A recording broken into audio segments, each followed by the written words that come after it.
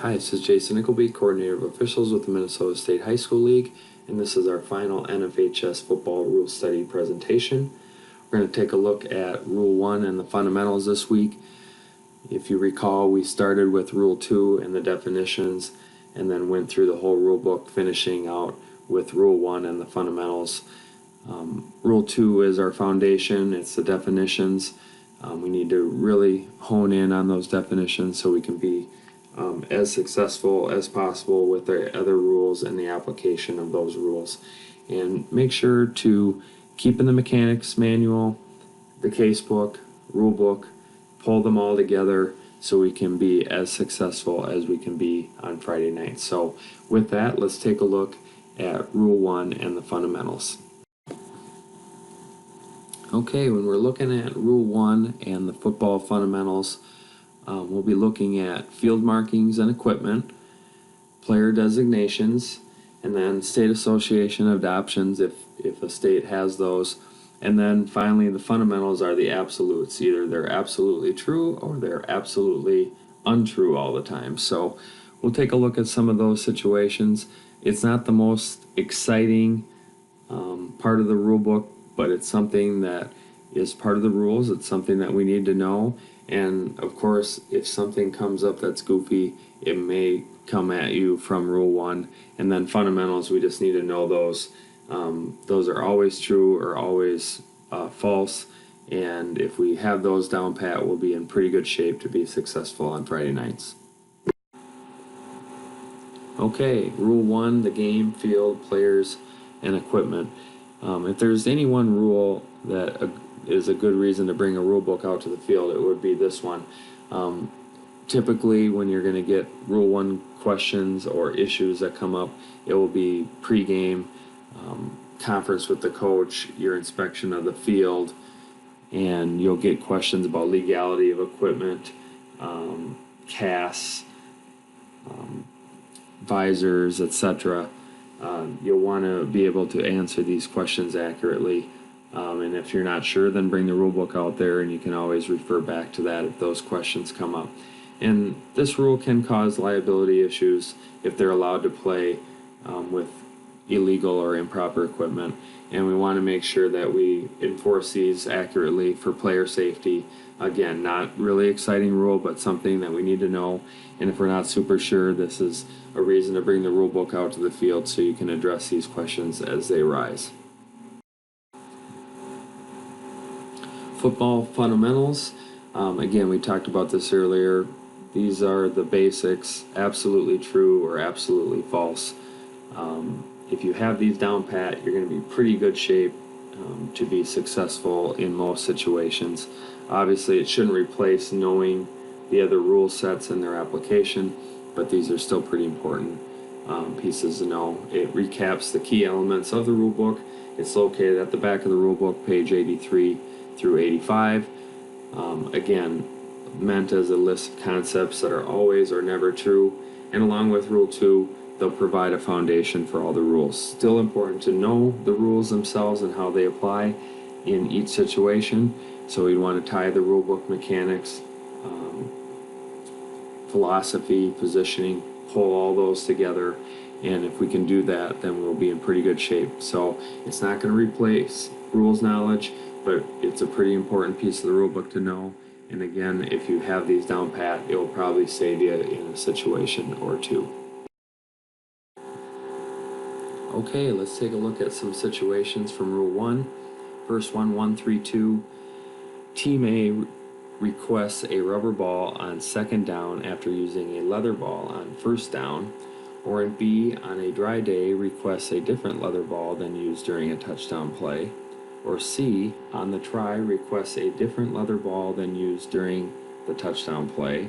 Or D, recovers on a kickoff and requests a new ball. In these situations, the request would be denied in A, B, and C, but would be approved in D. So the point is, we're not going to allow teams to have a kicking ball. They're not going to get a special ball for the quarterback.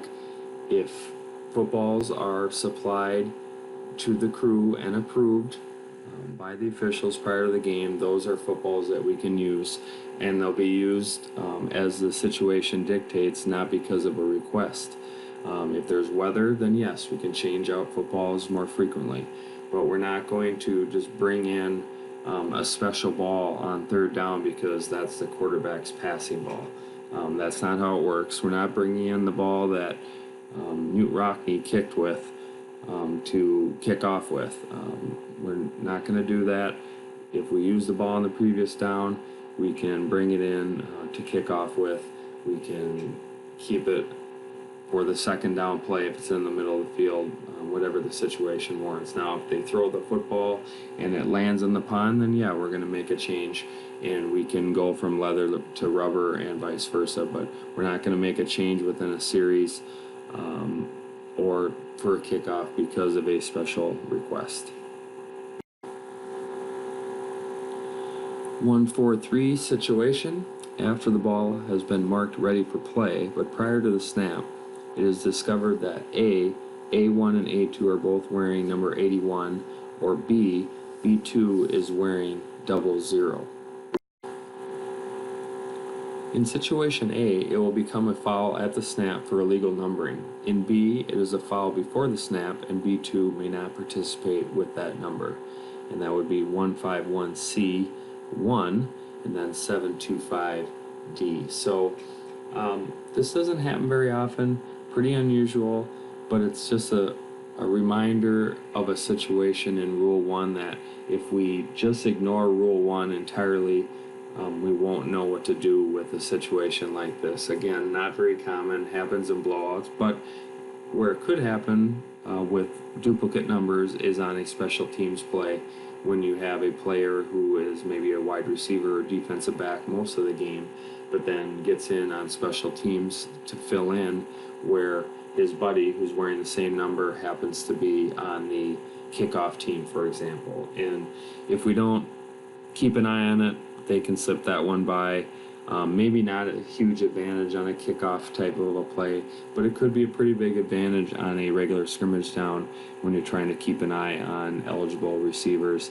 And if you have two number 11s, that's going to be tough for the defense to keep track. So I think it's just a good illustration of an aspect of Rule 1 that if we don't keep our nose in Rule 1, we will enforce or just misapply or just flat out miss altogether these kinds of situations.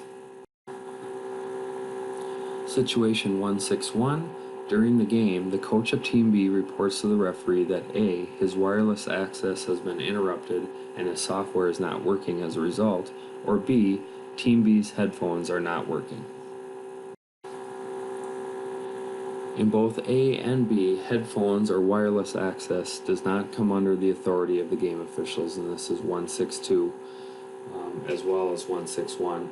And this is a pretty common thing that comes up in high school games and college games for that matter, where the coach has headset issues and then they call the referees over and want them to do something about it.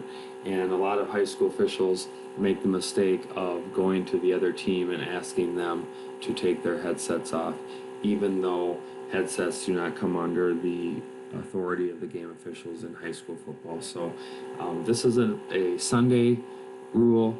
We don't apply this on Fridays, so don't get caught applying a rule from another code. And this doesn't just apply to headsets. This applies to each of the rules in the NFHS rule book. That's why we're doing this series, to really focus on NFHS rules and how they apply in NFHS games. So this is a good example of one that we hear every year, that our headsets aren't working and you need to do something about it.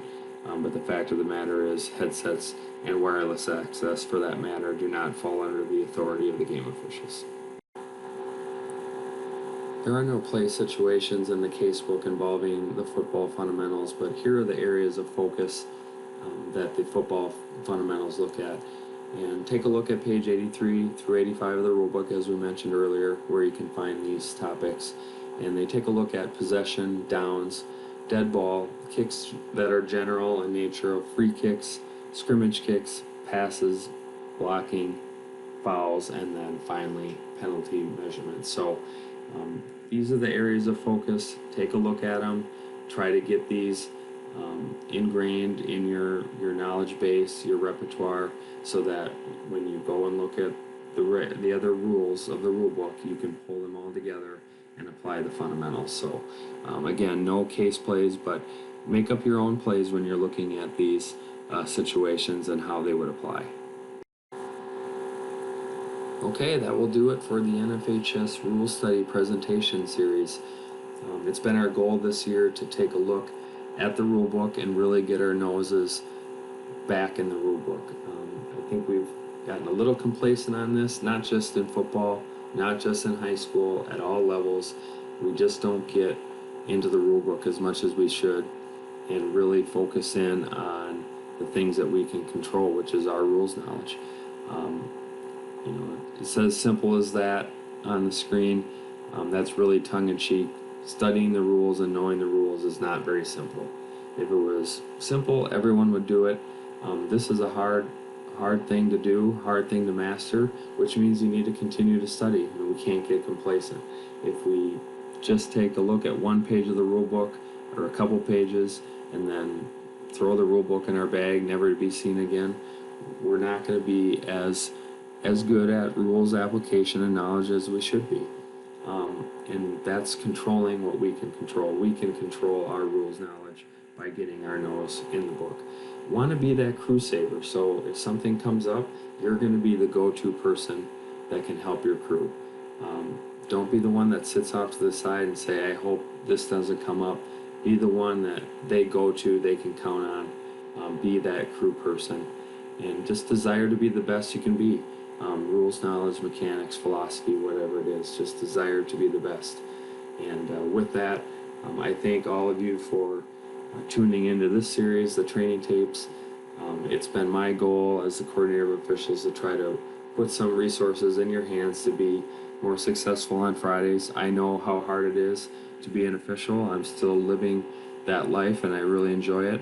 And studying the rules and mechanics is part of being a successful official. So wanted to give the resources to you to help in that regard, and hopefully it's been helpful for you and your crew as we've gone through the season. So with that, good luck with your rule study, good luck with your mechanics study as well, and finally best wishes to you and your crew with the remainder of the 2019 season and postseason.